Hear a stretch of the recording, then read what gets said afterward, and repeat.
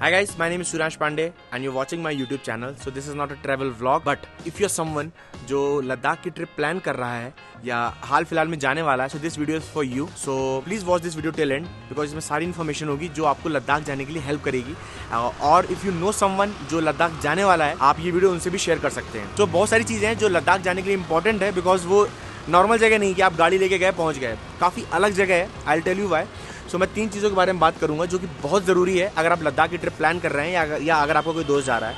सो पहली चीज़ RT-PCR. सो right now अगर आप लद्दाख जाना चाहते हैं तो आपकी 96 आवर्स की RT-PCR की नेगेटिव रिपोर्ट होनी चाहिए. पॉजिटिव है तो घर में बैठो, कहीं जाने की जरूरत नहीं है. So the first point is that अगर आप लद्दाख जा रहे हैं तो आपकी RT-PCR नेगेटिव रिपोर्ट होनी चाहिए और 96 आवर्स की. बाय द वे अगर आप बिना रिपोर्ट के भी जाते हैं तो वहाँ पे आपका एंटीजन टेस्ट होता है. सो वो एक उसको ऐसा मेन थिंग मत कंसिडर करिए, आप रिपोर्ट लेकर ही जाइए so that you also feel safe and everyone else जो कि लद्दाख में है वो लोग भी सेफ फील करें. So first thing RT-PCR negative is mandatory right now if you are travelling to Ladakh. Second thing acclimatisation and this is a very important thing. लोग इसको बहुत हल्के में लेते हैं बट ये बहुत इंपॉर्टेंट चीज है. I will tell you why. मेरा एक फ्रेंड है जो इंडियन आर्मी में है और लद्दाख में पोस्टेड है. जब वो पहली बार लद्दाख पहुंचा था तो उन लोगों को 6 दिन के लिए एक्लिमेटाइजेशन किया गया था.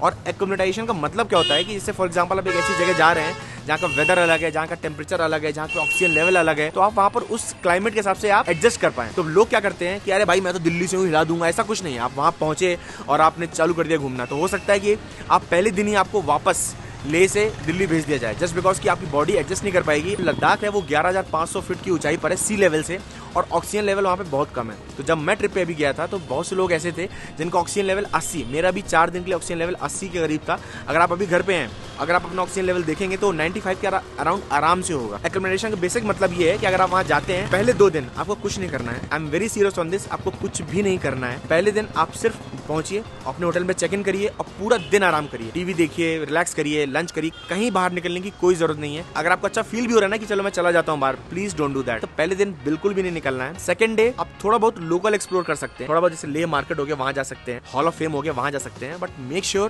कि बहुत ज्यादा फिजिकल एक्सरसाइज नहीं करें. आप बार बार हैवी ब्रीदिंग करेंगे, आपको सांस ले लेंगे बट यू नेवर नो कि बॉडी कैसा रिएक्ट करे. सबकी बॉडी अलग तरीके से रिएक्ट करती है. यू नेवर नो कि बॉडी गलत तरीके से रिएक्ट करके आपको नुकसान हो गया, पूरी ट्रिप खराब होगी और नुकसान होगा वो अलग. सो मेक श्योर कि एक्लिमेटाइजेशन का बिल्कुल ध्यान दें. अगर आपकी 7 दिन की ट्रिप है तो मान के चलिए 5 दिन की ट्रिप है और जब आप 2 दिन एक्लिमेटाइजेशन हो जाएंगे आपको खुद नॉर्मल फील होने लगेगा और उसके बाद आप अपने सारे प्लान बना सकते हैं जो कि हो गया पैंगोंग हो गया, नुब्रा वैली हो गया और काफी सारी चीजें जो आपको पता ही होंगी अगर आप जा रहे हो लद्दाख. सो पहले 2 दिन एक्लिमेटाइजेशन बहुत जरूरी है, उसको मिस नहीं करना. Third thing is your mobile. आप जो सिम लेके वहां से आओगे बाहर से वो यहाँ पे नहीं चलेगा अगर आपकी प्रीपेड सिम है. पहली बात. अगर आपकी पोस्टपेड सिम है तो वो वहां पर चलेगी. पहला पॉइंट. अगर आपकी पोस्टपेड सिम है तो वो लद्दाख में चलेगी. अगर आपकी प्रीपेड सिम बाहर की है तो वो नहीं चलेगी. तो आप 2 चीजें कर सकते हैं. पहली चीज कि आप अपनी किसी प्रीपेड सिम को पोस्टपेड में करा लें जहां से भी आप आ रहे हैं और फिर लद्दाख जाएं तो आपका सिम काम करेगा, नहीं तो वो सिम काम नहीं करेगा. और दूसरी चीज अगर आपको वो चीज नहीं करनी है, what you can do is the best alternative that I am telling, जो मैंने भी किया कि आप वहां पर पहुंचे और एक प्री टू पोस्ट सिम होती है. प्री टू पोस्ट का फंडा जैसे एक प्रीपेड हो गया पोस्टपेड हो गया right.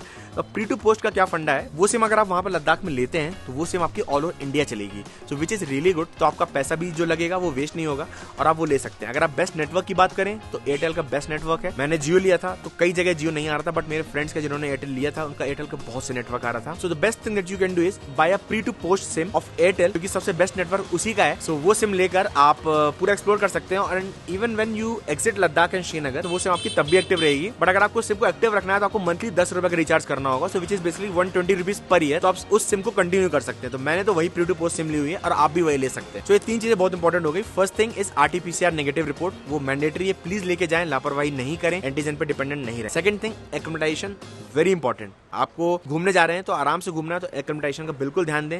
And third thing is communication. तो वो आप प्री टू पोस्ट सिम ले सकते हैं.